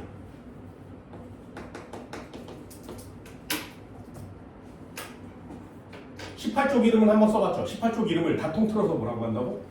굉장히 중요한 겁니다. 굉장히 18쪽 이름을 뭐라고 한다고? 비활성 기체라고 합니다.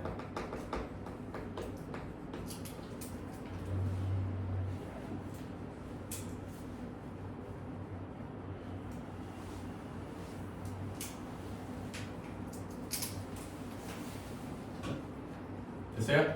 외울 수 있겠어? 다음 시간까지 타임 테이블을, 이 주기율표 테이블을 요 순서에 맞게 외울 수 있겠니? 이걸 하지 않고 어떻게 화학이란 단원을 나갈 수 있겠니? 그래서 가장 중요한 내용을 가장 먼저 설명드립니다. 이렇게 마무리가 돼야 나중에 배워요. 야, 수소랑 산소가 만나면 뭘 만들 수 있어? H2O를 만들 수 있지.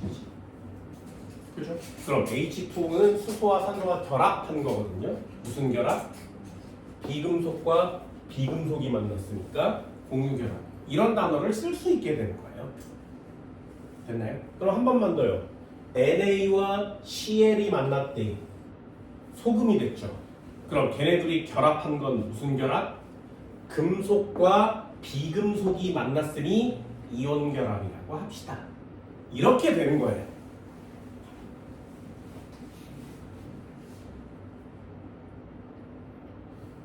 됐나요? 이 정도는 할 수 있겠어요? 주기율표 정말 많이 중요합니다. 아무리 해도 굉장히 많이 중요해요.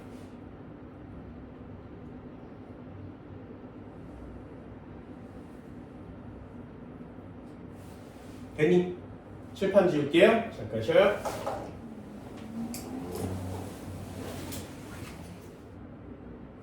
자, 하나만 더 적어줄게요. 이거 꼭 적어. 여기 뭐라고 적을 거냐면 전하량 이렇게 적을 겁니다. 전하량. 요것도 잘 외워줍니다. 전하량이 무슨 뜻이냐면 이온이 됐을 때의 전하량을 얘기해요. 이것도 아예 그냥 통째로 외워버리세요.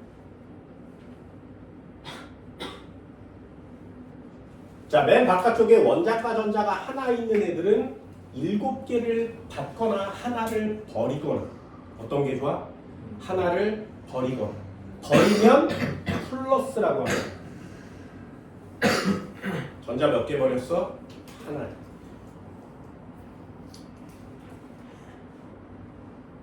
그럼 2족에 있는 애들은 몇 개 버릴 거야? 2개를 버릴 거지. 그래서 얘는 플러스 2의 전하량을 갖습니다. 13족은 3개를 버릴 거예요. 플러스 얼마? 됐어? 그래서 알루미늄이라는 애가 있었는데 얘가 이온이 되면 알루미늄 3 플러스가 되는 거예요.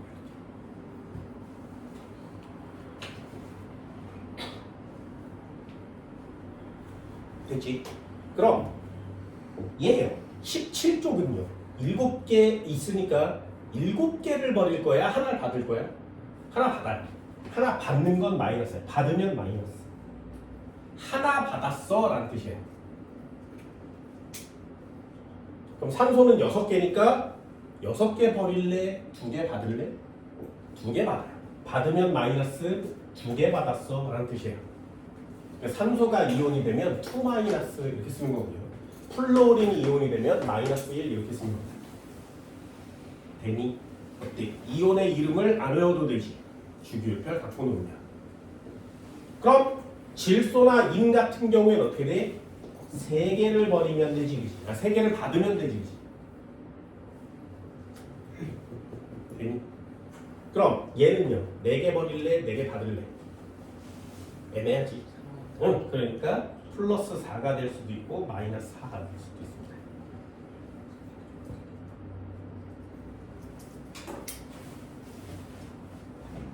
그래서 이제 이온의 이름 외우지 않아요. 그럼 이제 다 끝났어. 또 해볼까? OH는 얼마라고? 마이너스 2 플러스 1 합치면 마이너스 1 됐니? CO3 얼마라고? 마이너스 2인데 마이너스 6 얘는 얼마가 돼? 그럼 플러스 4 합치면 마이너스 2 됐어? 한 번만 더 해볼까요? NO3는요 얼마? 얘는 마이너스 2짜리니까 마이너스 6이 됐고요. N은 마이너스 3이어야 되지. 그런데 하나가 마이너스면 하나는 반드시 플러스여야 돼요. 그럼 마이너스 3 말고 어떻게 하면 돼? 5개를 버릴 수 있지. 그래서 얘 플러스 5가 될 수도 있습니다. 플러스 6이 될 수도 있고요. 플러스 7이 될 수도 있어요. 어떤 걸 선택하는 건 그때그때 달라. 얘도 마찬가지. 마이너스 7이 될 수도 있고 마이너스 6이 될 수도 있고 마이너스 5가 될 수도 있습니다. 그때그때 달라요. 하지만 얘네들은 예외가 없어. 그럼 이제 NO3 안 외워도 되지. 산소는 2-가 유리해요. 그럼 둘 중에 하나 결합되면 나머지는 플러스가 돼야 되거든요. 플러스 5가 되는 거죠. 그럼 얘는 마이너스 1이 되겠지. NO3는 마이너스. 한 번만 더 해볼까요? NH4 여기 얼마지? 수소는 플러스 1이에요. 그럼 수소는 플러스 1짜리인데 몇 개 있어? 플러스 4가 됐지, 그지? 그럼 질소는 둘 중에 하나 고르는 거죠. 마이너스 3 플러스 5. 플러스는 벌써 됐네. 그럼 뭐 해야 돼? 마이너스 3이요? 마이너스 3이죠. 그럼 얘는 플러스 1이 되겠지. 이해됐어요? 전하량을 따로 외우지 않고 이 주기율표를 갖고 놀면 이온의 전하량도 그때그때 찾아 쓸 수 있습니다. 내가 제일 답답해하는 것들이 그런 거예요. 나는 테스트 잘 안 봐요. 여기 부모들의 엄마들 중에도 여기 학생들 부모들 중에도 학원에다가 전화하는 사람 많아. 왜 테스트 안 보니? 테스트를 봐야 되지 않니? 우리 애가 잘 배우고 있는지 안 배우고 있는지 점검을 해야 되지 않니? 뭐 이런 아줌마들 많습니다. 난 아줌마들한테 전화해. 테스트를 왜 봐? 진도 나갈 시간도 없는데. 그리고 학원에서 보는 테스트는 시험에 안 나와. 근데 학원에서 보는 테스트를 잘 봤다고 학교 시험을 잘 보겠니? 수능을 잘 보겠니? 아니라고. 나 그렇게 얘기하거든요. 그래서 가끔 테스트를 볼 때가 있을 거야. 난 테스트를 이런 걸 봐요. 질문을 하잖아요. 그죠?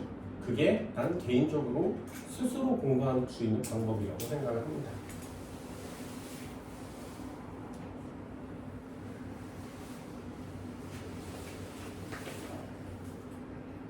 설명을 해주고 이해를 시키는 게 나는 훨씬 더 좋습니다. 그래서 이걸 테스트 보는 선생들이 뭘 만드냐면 니네들도 받아본 적 있니? 이렇게 박스 이렇게 쳐서 이온의 이름 막 써있고 이 이름 뭐라고 하는지 몇 단지 쓰세요 뭐 이런 테스트 해본 적 있죠? 아무짝에도 쓸모없잖아요.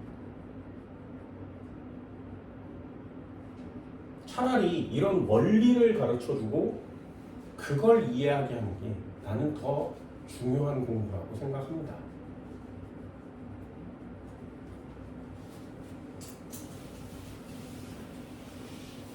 나중에 좀 고난이도의 테스트를 보도록 할게요. 이해됐어요? 이렇게 얘기했지. 주기율표를 갖고 노세요. 부탁입니다. 화학은 주기율표의 싸움이야. 그래서 자, 요거 하나씩 해줄게. 자, 그럼 마지막 거요. 비활성 기체의 전하량은 얼마일까요? 비활성 기체는 버릴 거야, 받을 거야? 아무것도 안 오겠지. 그럼 비활성 기체의 전하량은 얼마가 되는 거야?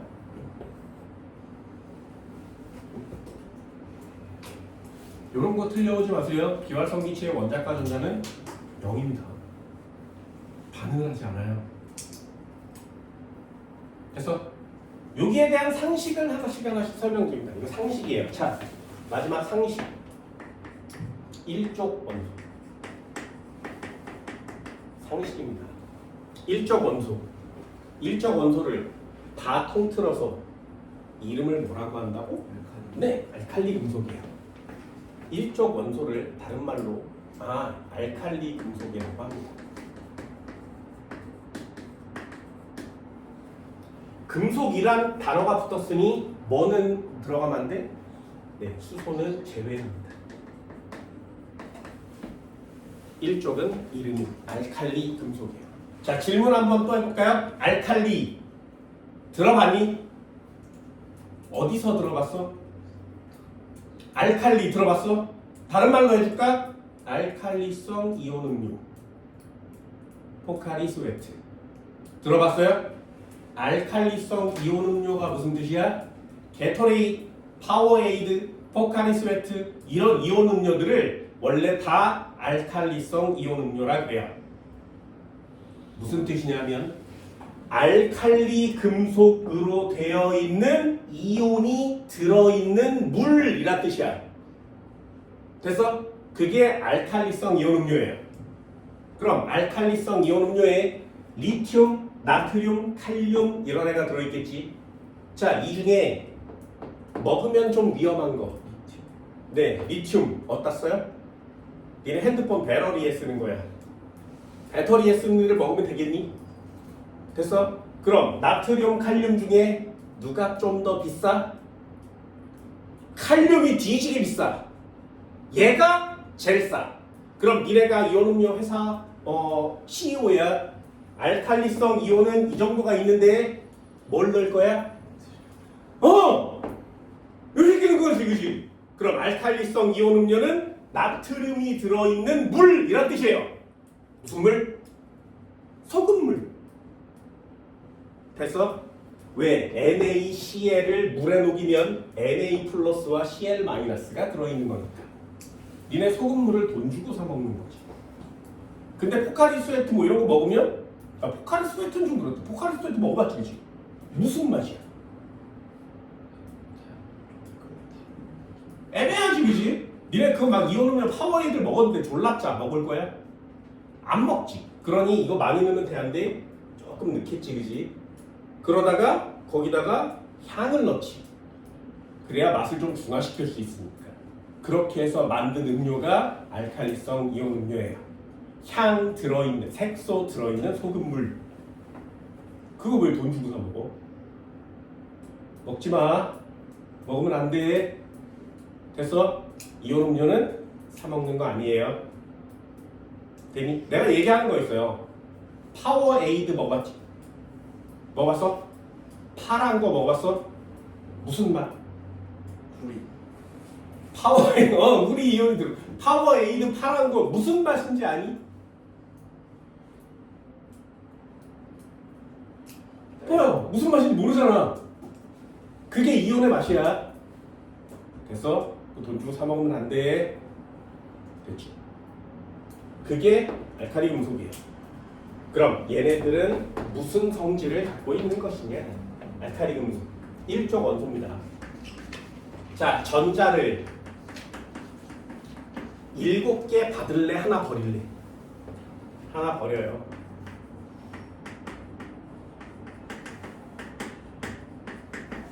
그럼 전자를 버리면 플러스가 강해져? 마이너스가 강해져? 플러스가 강해집니다. 하나 강해져요. 플러스 1짜리 양이온이 됩니다.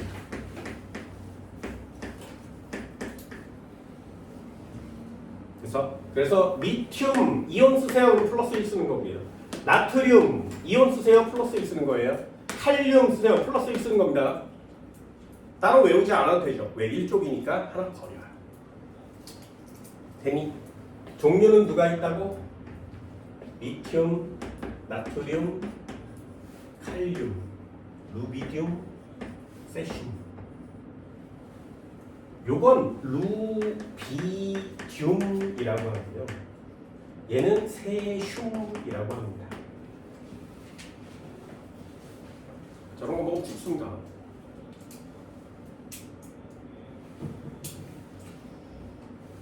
루비듐, 세슘. 됐나요? 자, 성질이죠. 성질. 이 녀석들의 성질 1번.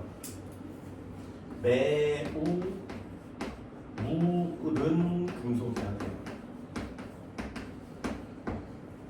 물렁물렁해요. 단단하지가 않아.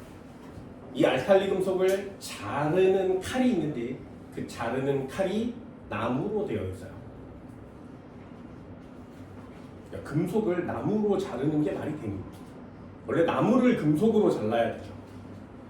얘는 나무로 잘라져요. 그만큼 무른 금속이라는 뜻이에요. 두 번째, 매우 가볍습니다. 매우 가벼워요. 그래서 물에 뜨는 애도 있어요. 매우 가볍다. 화학에서 뭐라고 해? 가볍다. 뭐라 그래?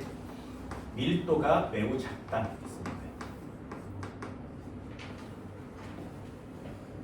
그래서 니네 배터리를 만들 때 리튬을 쓰는 이유가 얘는 수소, 헬륨, 그 다음 리튬이죠. 얘부터 금속이 시작되거든요. 금속 중에 우주에서 가장 가벼운 애가 리튬이에요. 그래서 가장 가벼운 금속으로 핸드폰을 만드는 겁니다.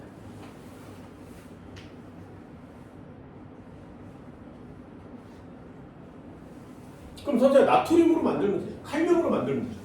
이게 아래로 내려갈수록 되게 성능은 좋은데 단점이 하나 있어요. 폭발해요. 그래서 위험해. 니네 위험한데 성능 좋을 거야? 덜 위험한데 성능이 안 좋을 거야. 그래서 안정성을 택하는 거죠. 그래서 리튬 이온을 쓰는 겁니다. 가볍기도 하고. 됐나요? 왜 그런 걸 사용하는지 찾아내셔야 돼요. 세 번째, 물과 산소랑 반응하면 얘 산소랑 반응하면 광택이 사라집니다. 별로 중요한 성질은 아니고요. 네 번째 성질이 중요해요. 물과 반응하면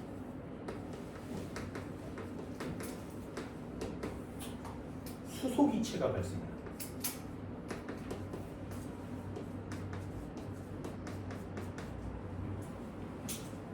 그래서 알칼리 금속을 물에다가 넣으면 부글부글거리면서 수소기체가 나와요.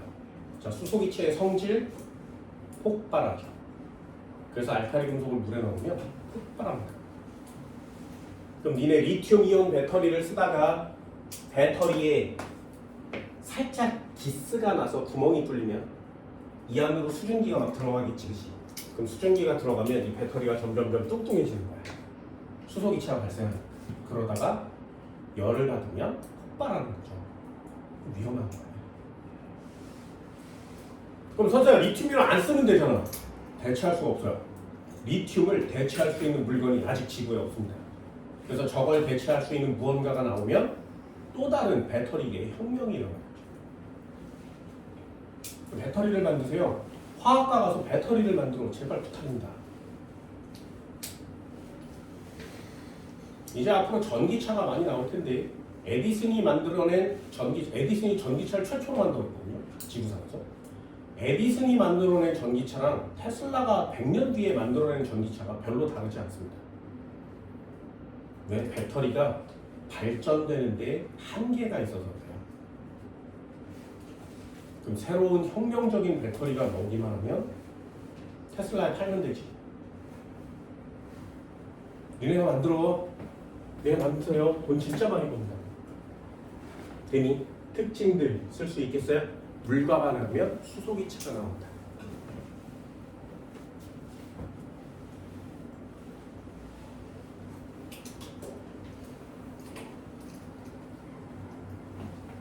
그래서 이 물과 반응하고 나면 수소기체가 발생하고요. 용액은 염기성을 표현합니다.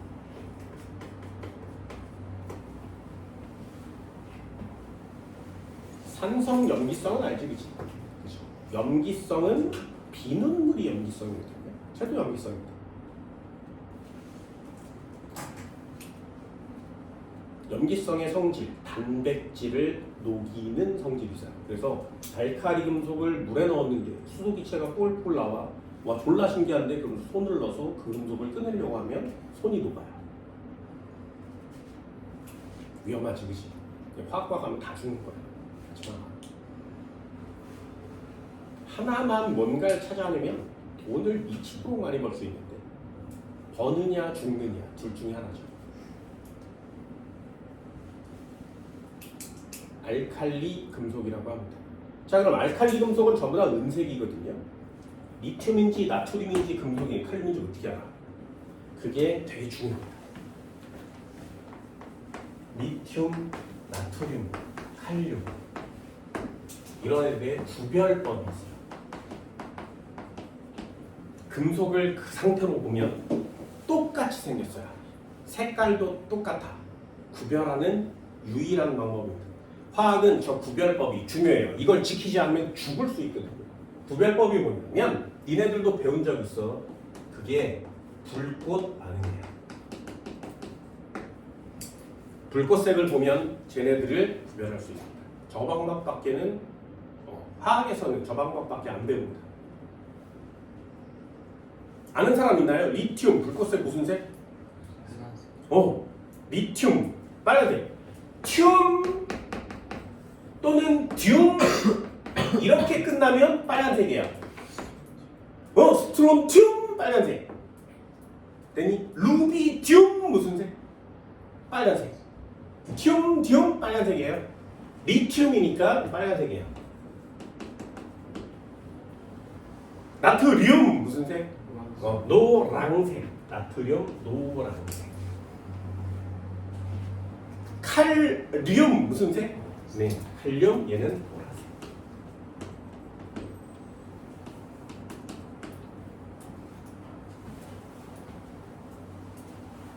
세슘 파란색입니다. 걔네 불꽃 축제 가봤어? 아니면 불꽃놀이 본 적 있어? 불꽃놀이에 나중에 색깔을 좀 잘 보세요. 색깔이 몇 가지 안 돼. 거기에 색깔이 나타나는 게 바로 저거예요.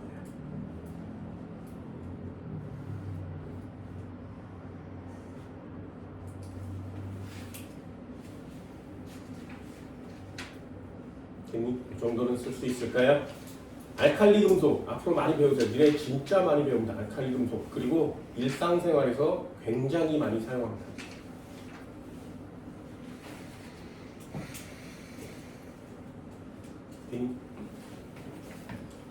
두 번째도 한번 해볼까요? 17조 원소. 나머지는 안 배워요.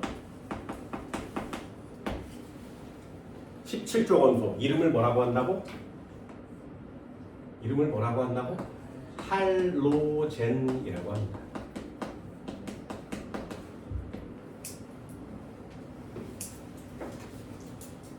할로겐이라는 단어를 되게 많이 들을 수 있게 됩니다. 할로젠 원소라 그래요. 할로젠 원소. 17쪽이니까 전자 몇 개 있어? 7개. 그럼 하나 버릴래? 7개 버릴래? 하나 받을래? 하나 받을래. 그럼 전자 1개를 받습니다. 얻기 쉽다. 그럼 전자가 하나만 와줬죠. 전자는 마이너스 성질을 가지고 있으니까 마이너스 1이 되는 겁니다. 마이너스 성질을 가졌으니까 이걸 이온이라고 해요. 그래서 17조 원소들은 플로린과 CL 있습니다. 그럼 플로린은 마이너스 1이 있습니다. CL도 마이너스 1이 있습니다. 종류는 누가 있니? 두 가지밖에 안 배워요. 플로린과 CL 마이너스. 그 밑에 있어요. 아까 액체였던 거. 그리고 이제 상처나면 바르는 거. 양호실 가면 상처나면 바르는 거. 갈색 깔라는 거. 그걸 뭐라 그래? 그걸 요오드라고 합니다. 요오드. 요오드. 일본 말이에요. 요오드. 영어로는 뭐라 그래? 아이오딘.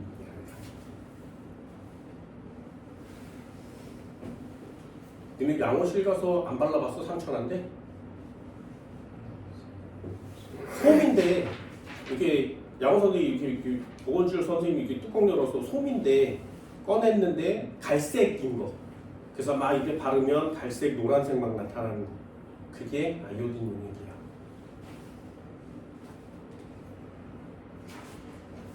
아이오딘 용액을 바르면 세균이 죽어요. 그래서 소독약으로 사용해요. 그럼 세균이 죽으면 누구도 죽어? 나도 죽어. 그래서 아이오딘을 많이 바르면 안 돼요. 암에 걸릴 수 있어.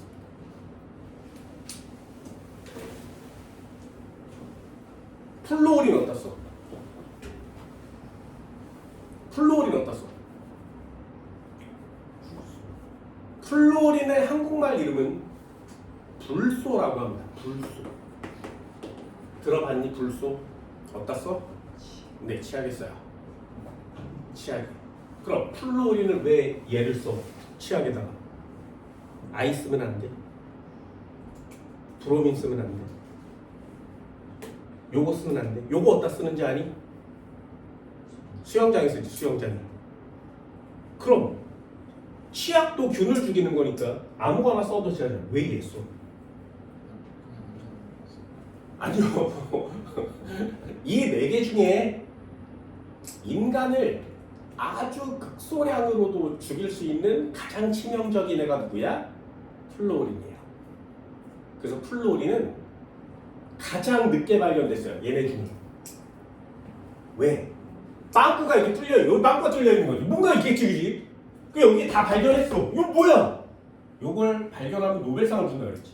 그래서 요 새끼를 찾아내려고 하다 보니 이 새끼가 분명히 뭐가 있을 텐데. 그래서 누군가 연구하고 있어서 그 선생을 찾아가. 야, 다 됐니? 여보세요, 다 됐어요? 물어봤더니 그 아저씨 죽었어. 이 사람 죽었어? 그럼 자료를 가지고 내가 해야지. 가서 연구를 하면 이 사람 죽어요. 연구를 하면 이 사람 죽어. 불소를 연구하면 다 죽어요. 왜? 불소를 찾아내는 순간 죽어요. 그만큼 위험해. 그런데 니네 매일 쓰는 치약에다 불소를 넣지. 먹으면 암에 걸리거든요. 그런데 치약에다가 불소를 넣어서 사용해요. 이유는 딱 하나. 우리 몸을 괴롭히는 균 중에 가장 안 죽는 애, 걔가 충치균이에요. 다른 애들은 노출돼 있어서 약을 먹거나 그러면 죽일 수 있는데 충치균은 어디 산다 그랬어? 치아 속에 살지, 그지? 그래서 가장 안 죽습니다. 그 녀석을 죽일 수 있으려면 이 정도는 돼야 된다는 거예요. 됐어? 그럼 양치할 때 저 불소를 남기면 돼, 안 돼? 안 돼요. 절대로. 그래서 양치를 하는 도중에 균을 죽이는 거고요. 끝나면 입을 계속 헹궈야 돼요. 여기에 치약 향이 남으면 안 돼. 이해되니? 선생님, 저는 많이 헹구는데요. 그 헹굴 때의 기준을 내가 알려줄게. 그 기준이 뭐냐면 니네 경험해본 사람도 있을 거예요. 양치를 한 후에 귤 먹어본 적 있어? 맛이 어때? 이상하지? 그럼 덜 헹군 거야. 됐어? 남아있는 치약 성분과 귤의 산성 성분이 만나서 그 맛을 내는 거거든요. 그럼 남아있는 치약 성분이 없다면 먹었을 때도 귤 맛이 나야 되지. 이해할 수 있겠어? 그 정도는 헹구셔야 돼요. 그래야 불소를 안 먹게 되는 거야. 오늘 집에 가서 치약을 꺼내. 치약에 불소가 들어있으면 통과, 안 들어있으면 사용하면 안 돼요. 두 번째, 그 불소가 1000 이상이 있어야 돼. 그래야 불소의 효과가 나타나요. 그거보다 낮으면 차라리 아예 없는 애를 써. 이해되니? 오늘 집에 가서 꼭 확인하세요. 불소는 많이 들어야 되는데 1000 이상 들어있어야 되고요. 많이 헹구셔야 돼요. 그래야 충치를 없앨 수 있습니다. 성질도 한번 해볼까? 1번. 얘는 수소와 반응합니다.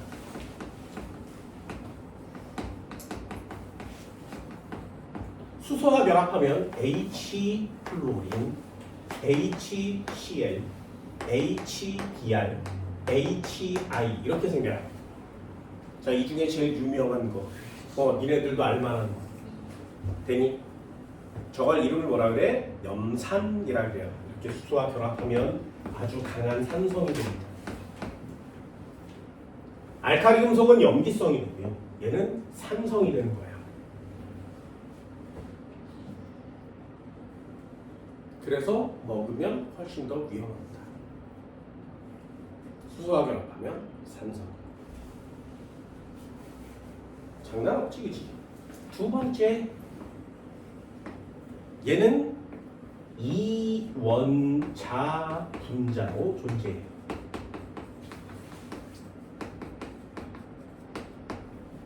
이 원자 분자가 뭐냐면 원자 두 개로 되어 있는 애라는 뜻입니다.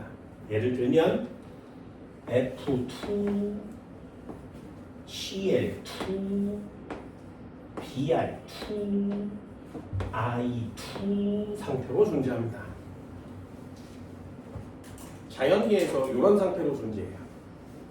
Cl2 마시면 죽습니다. 니네 Cl2가 왜 유명한지 알아? 어디다 썼다고? Cl2? 어디다 썼어? 독일 군들이 나치 애들이 유대인을 죽일 때 사용했던 기체예요. Cl2. 그럼 아까 Cl2보다 더 위험한 게 뭐라고? 마시면 다 죽겠지, 그지?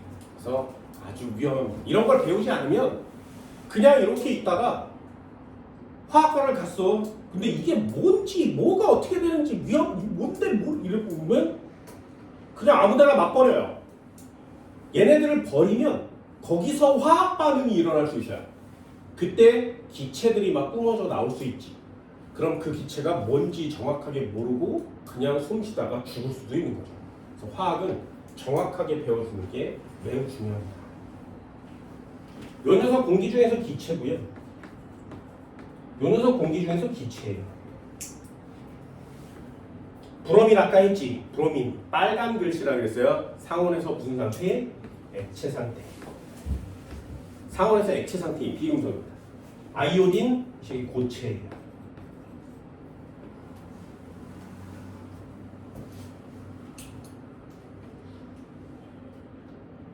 한 번만 더 해볼까요? 고체가 막바로 기체가 되는 현상을 뭐라 그래? 네, 승화의 대표적인 예 하나만 내봐. 드라이 아이스요. 예. 요거 승화성 물질입니다. 그래서 아이오딘은 보라색인데 얘를 고체로 놔두면, 가만히 놔두면 바로 기체로 변해요. 녹은 다음에 기체가 돼야 되는데 그냥 놔두기만 하면 기체가 돼요. 와, 이 새끼 졸라 신기한데 이러다 뒤지는 거죠. 그래서 잘 밀폐된 공간에 모셔둬야 됩니다.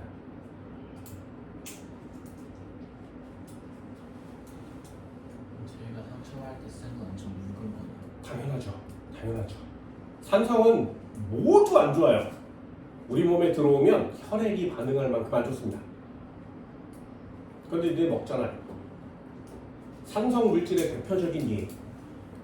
탄산이죠, 탄산. 이름도 탄산이잖아요, 산성이요. 먹잖아. 안 위험하지. 졸라 위험합니다. 먹으면 안 돼. 탄산 먹는 거 아니야. 근데 이게 해줄게. 동해 너 들어봤어. 화학할 때 이런 얘기들을 하면 얘네들도 좀 느낌이 와야 돼요. 마운틴듀 먹어봤어? 마운틴듀 먹어봤어? 안 먹어봤어요? 마운틴듀 먹어봤어? 이런 음료가 있는 건 알지? 그지? 마운틴듀 나중에 한번 먹어보세요. 콜라. 자, 누가 더 탄산이 많아? 얘가 많아요. 그래서 마운틴듀는 상사를 운영하고 하기엔 좀 닝닝해. 됐어? 이런 건 저작권에 위배되니까 이걸 끄고 합시다.